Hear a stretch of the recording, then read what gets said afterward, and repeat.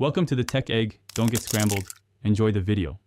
To enable Gemini Assistant, start by preparing your account and device.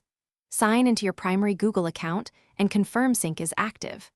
Update the Google app to the latest release through the Play Store or App Store. Ensure the device runs Android 8, 0 or later, or iOS 15 or later, so all Assistant features function.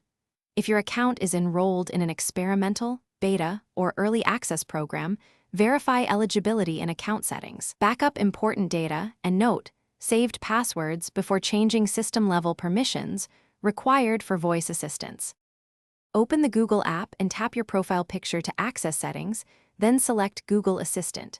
Navigate to the Features or Assistant Models section and look for Gemini or a labeled Gemini Assistant toggle. Turn Gemini on and follow prompts to grant microphone, notifications, and optional location permissions. Accept any voice match setup to personalize responses. If asked, enable web and app access for richer answers. After toggling Gemini, restart the Google app or the device to finalize activation and test with Hey Google or OK Google voice triggers.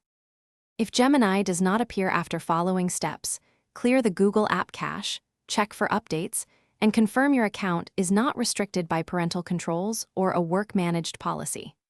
Opt into beta or experimental features in account preferences if needed. For privacy, review Assistant settings to disable web and app access, delete saved voice recordings, and specify whether location or calendar data can be used. Note that enterprise or school accounts often block experimental assistance.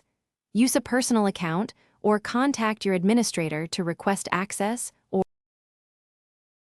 Thanks for watching. Consider subscribing if I helped unscramble your problems.